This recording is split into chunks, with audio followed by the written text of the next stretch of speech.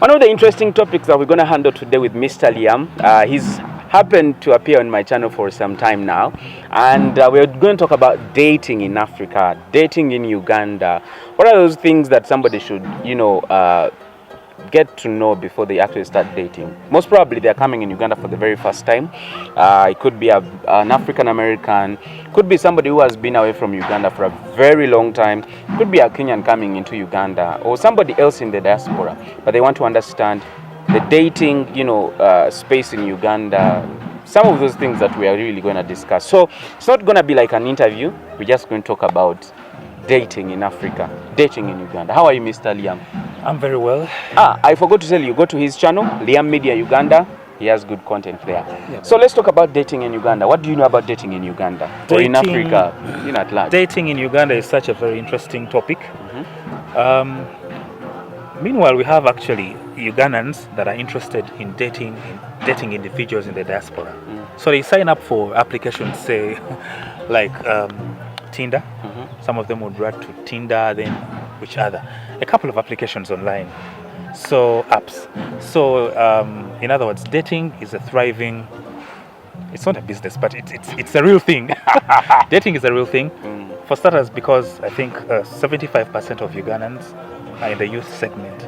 So they are looking for that person that they've dreamt of all their lives, to start a family or something significant. Okay. So dating is very real in Uganda, and how could I put it? What else are you asking? So should that explain the reason as to why some of the people that, maybe people who are coming from, out of the country are more preferred than we, the natives? That would be yes and no. Reason being that if somebody has had an experience with a native that is an African, a Ugandan, and the dating experience wasn't interesting, they would want to try and date somebody from the diaspora. They would want that experience, and then because of movies and everything, they anticipate that the entire dating experience will have the flowers, and probably you'll ride on a horse, things like that. You'll probably go to Munyonyo. You'll take your partner to Munyonyo and try out the horses and that sort of thing. So they would really be interested in looking out for the foreign experience. Everybody would want to try that out. It's something new. Yeah. Should we say Ugandan girls are a bit gold diggers? Or it's because of, maybe, actually that's not a question, let me talk about it. I think the Ugandan perspective of love is something that needs to be put to question as of what are the motives? Because there are those who would love to get somebody maybe that is coming in for the first time in the country and have the experience, fine. But there are those who are looking for opportunities. Maybe opportunities to leave the country, maybe opportunities to get better, maybe opportunities to take care of them or their financial situation. So another interesting part is that for those who have dated, of course, from different regions of the world, Uganda or in Africa, but let's stick to Uganda, because that's where we are most, more understanding in terms of what dating is. Ugandan girls prefer men who take care of them. Absolutely, yeah. And not the other way around. Yet, in actual sense, love is supposed to be a mutual, benefits should be mutual. I take care of you, you take care of me, in terms of, different ways. So here, it's a different story. Maybe let's warn those that are coming in the country. You will take a girl on a date and you will pay 100%. Yet in Europe or in America, it's a different story. I mean, I take you on a date, I buy maybe the eats, you foot the what? You foot the maybe the some of the bills, maybe transport. But here, a girl will also want transport money. Talk about transport money. Actually, yeah, I'm told that in Europe, if you paid somebody's bill without asking, they can be offended, because it probably indicates that probably they are needy or something like that. So you need to talk about it before you assume that paying this bill will just be okay. So about the transportation money, that's a very interesting subject. We have this thing called transport money in Uganda, whereby before you see a girl, before you see somebody, you've probably met them online. Now you'd want to meet them, but there are chances that this girl would probably ask for transportation to come and meet you wherever you've suggested.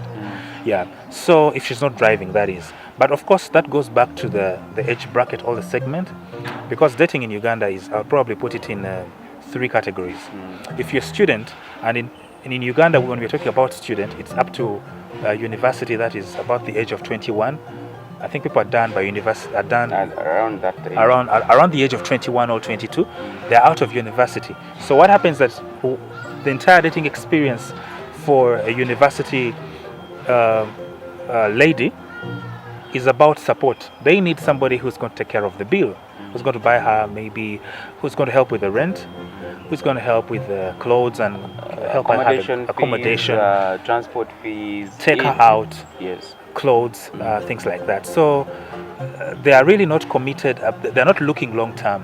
They are not really thinking about the whole dating journey that it's going to culminate into marriage. Yeah. So they really want the support to happen, and but in the event that they're about to leave the university, then they will start to calibrate the entire conversation around the relationship. So you're trying to say that Ugandan girls are not as independent as those in the European countries or in American countries?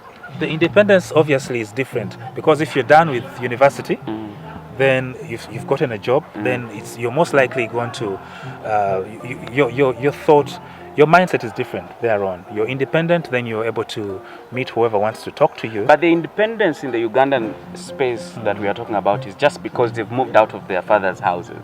Yeah, or their mother's houses, whatever it is. But when it comes in terms of independence, financially independent, are Ugandan girls financially independent?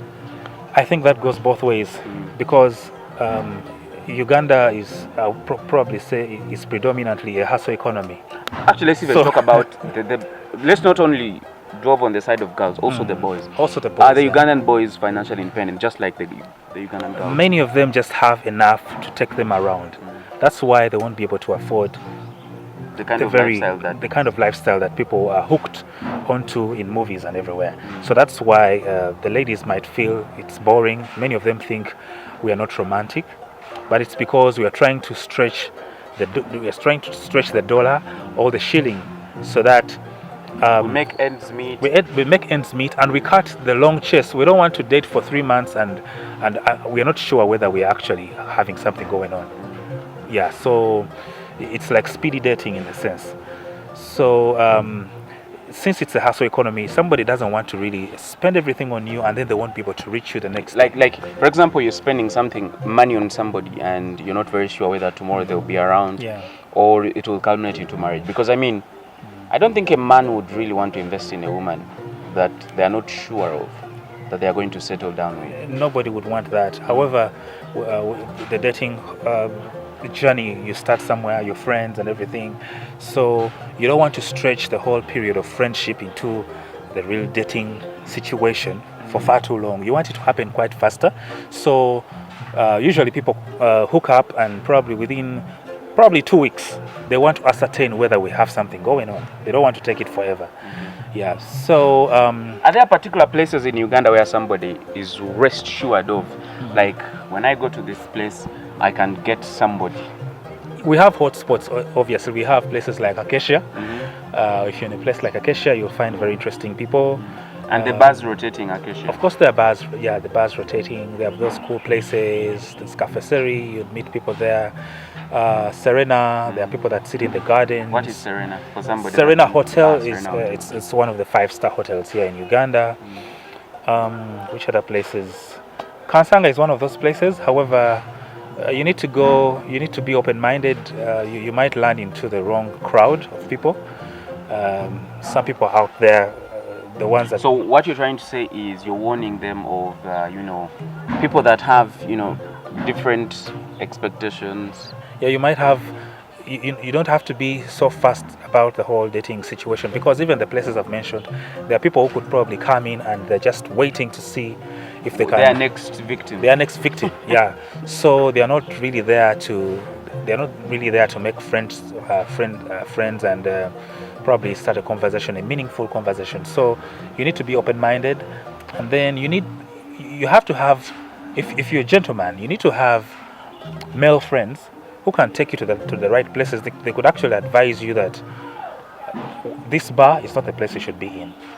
Tonight is the wrong night. Let's just leave. Whoever that you're seeing here is a regular, and you better leave this place. So you need the friends to show you around. But also, and another thing that we've forgotten to mention is in Uganda we have, of course, the customs, the culture, and all that, the different norms here. So if you're an African American and you've come here and you want to treat a woman the same way, or you want your woman to treat you the same way, women in America do treat their men, maybe kissing in public. Sometimes here it might be unfortunate for you because of the norms and the culture here. But also when you're looking at long-term dating, I mean, at the end of the day you want to settle down with somebody, so you will need to look at there are different stages. For example, you have to do the kuchala, which is the pre-visit, and then you do the introduction, and then later you do the wedding. Unlike in other parts where you just do the wedding once and for all, here that means it involves in a lot of income, or a lot of finance stuff. So you need to be very, very readily prepared for that. And I think, but it's exciting and interesting to date in Uganda. It's very, very interesting. Ugandans are very friendly, I think. And they are beautiful. Absolutely. By the way, they are beautiful girls. Gorgeous, yeah. So, and they are smart. They are willing to hold a conversation. They can sustain a conversation. You can talk about particular things. And they are learned, so they know English, they know the language. You won't be bored. There are countries where you'd go and meet somebody very interesting, very beautiful, but you can't have a conversation for a while. You don't know whether they are sad. You don't know whether they are troubled or they are happy. So, but Ugandans will try to take you around. The person would be concerned to find out whether you're happy, and they'll hit you up with a phone call or a text message just to check on you. And the only issue is probably you don't seem to see them returning the favor, like spending on you. It's very unlikely.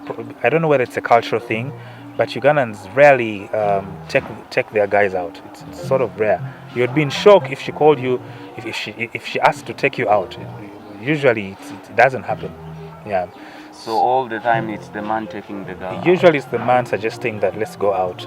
So, but I think there's an age bracket, especially the ones that are working, probably those in their 30s and above. They would do that. They would do that. They would do something like that. Okay. So now when you come to Uganda, when you come to Africa and you want to settle here and you want to, have the dating experience, you now know which are the hot spots and what you should and shouldn't do when dating. Which are the places that you'd recommend somebody to take their woman to? Obviously. Or their man to, if they maybe it's a lady coming in Uganda and they hook up with William, or it is a Dennis coming from elsewhere and hooking up with somebody here. If it's a lady that you've hooked up with here, take her to a beautiful place. If it's in Kampala, you could go to Acacia Mall. But if you really want to get out of town, you could even get onto a boat and you go to Kalangala. It's okay. Go to Jinja. You could go to Jinja. Jinja is also a beautiful place, the source of the Nile. Go to Kabale. Okay. Go to get out of town, really. Yeah, but personally, I would think it would be a good thing to get out of town. That is, if they have a couple of days off, probably Friday, Saturday, Sunday. Get out of town, go do bungee jumping, zip lining, activities like that, so that you have a meaning. Sometimes it's very strange. You've taken somebody out on a date, and the conversation is stale. There's nothing to talk about. So you'd rather go out. Movies, obviously, now that there's a lockdown and everything, movies are not a thing. But now tourism has started to open up. You could still travel into those spaces we've talked about. Are there specific tribes that people would look out for? I think in Uganda, the people that are in Central, they really want to hook up with people, say, you mean in terms of those in the diaspora? Yes, in the diaspora. The diaspora. What are the good tribes in Uganda? The good tribes, obviously, in Uganda, we have Baganda themselves. I can't discount those. We have people from the west, the Banyankole, Batoro, Basoga, Bachiga, Bagisu. We're about to mention all the tribes. I mean, have you met a Karamajong who is really pretty? Anyway, they say beauty lies in the hands Of the beholder. Of the beholder. Not the beholder. But just to be specific or on record is Uganda has one of the beautiful, women around the world, and they are fertile, and they are tasty, they are sweet, they are good. They are That's warm in people. bed. They are warm people, they are welcoming, they are understanding, they are mature. I mean, you can hold a conversation just like he said, and the rest will be history. My name is Dennis Duke Woniala. Follow me on Instagram at Dennis Duke. Of course, go to his channel at Liam Media.